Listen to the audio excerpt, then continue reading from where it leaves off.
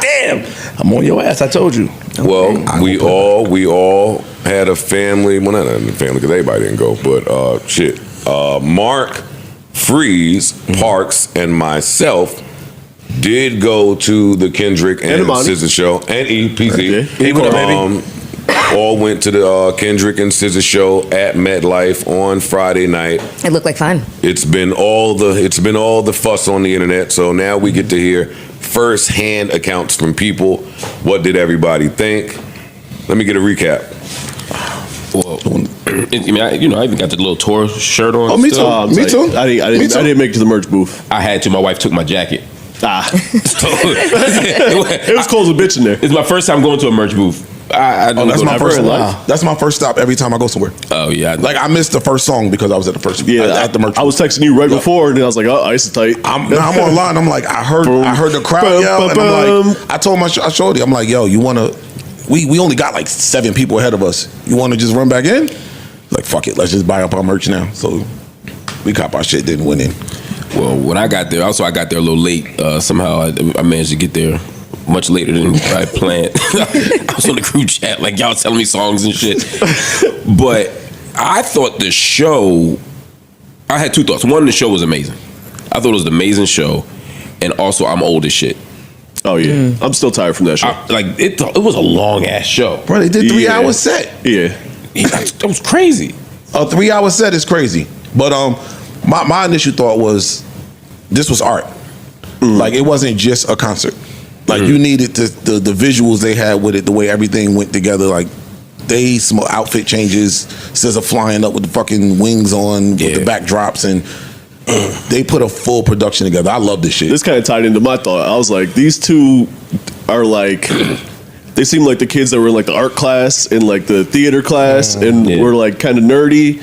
And now they're on like the biggest stage in the world doing like superstar shit. Like SZA being up there dancing like Madonna and hanging from the shit like some fucking pop star shit. I was like, look at SZA, man.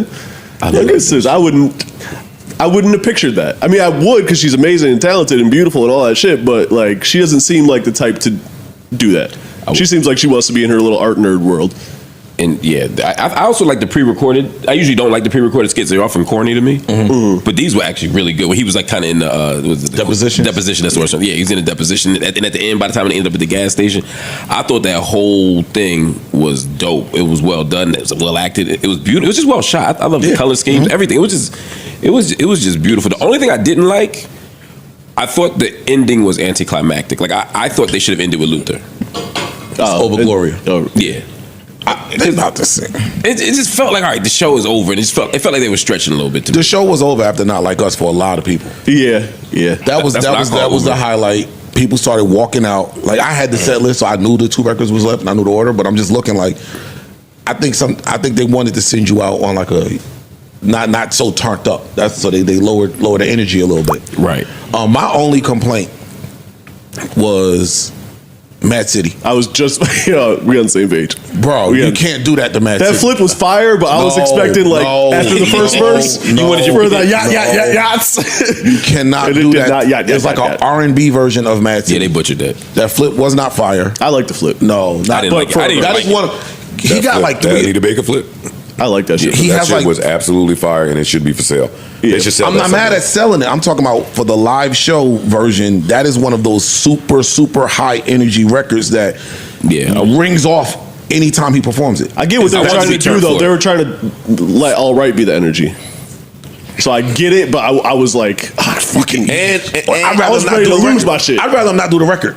No. Like Mad. I'm just saying, Mad City is one of those songs that anytime he performs, it's like Smells Like Teen Spirit for me. It'll break the venue.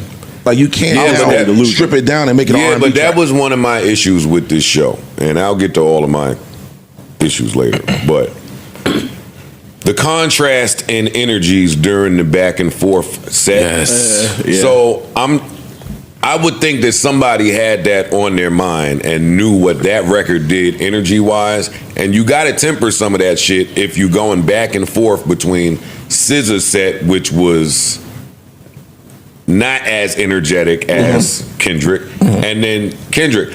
I wish one of them would have went out first, and then one of them would have went out second. Yeah. And they could determine that based on who's hot in what city. I get the whole co-headline, TDE, We're Family, art class, all that shit, y'all said theater class. That was fucking me up in there. Me too. That was fucking me up in there. I'm not gonna hold Some you. hollow shit. Dog, in my section where I was at, Parks was like two rows in front of us. But where we was at, me and Ian and Corey and E, the 3 white girls in the back of us, when SZA came on, they was jumping up word for word, knew every one of those songs. And when Kendrick came up, they would sit down. That's not their bag. Right. And then I would stand up. And we did that back and forth. I think that was intentional. Agreed. I hate it. And I hate that. To your energy I point, absolutely hate that. That was my. Kendrick Lamar is no longer just one of the greats. He is, finally and undeniably, the undisputed king of hip-hop. Not because he said it, but because the world has seen it, heard it, and felt it.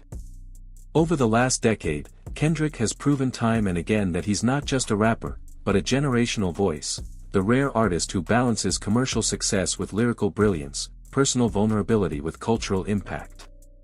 Think about it, how many artists can deliver a debut like Good Kid, Mad City, a cinematic coming-of-age story so detailed and raw that it instantly became a classic? Then follow it up with To Pimp a Butterfly, an album that bent jazz, funk, and soul into an explosive critique of race, America, and self-worth. And then Damn, the Pulitzer-winning masterpiece that managed to be deeply introspective and wildly accessible all at once. While other rappers drop projects for clout, Kendrick drops statements. And when it comes to pen game, no one is touching him. He doesn't just rap, he dissects systems, identities, and egos with surgical precision. Every line is intentional. Every bar layered. You can listen 10 times and still discover new meanings. But let's talk now. The recent rap battle against Drake? That wasn't just beef, that was a cultural reset. With Euphoria and Not Like Us, Kendrick didn't just win, he dismantled an entire image, bar by bar. No gimmicks, no overproduction, just pure lyrical dominance. He reminded the world that skill still matters. That authenticity still reigns. And that when it comes to hip-hop, there's levels, and he's operating on one above the rest. Kendrick Lamar isn't just part of the conversation anymore. He is the conversation. And that's why he wears the crown.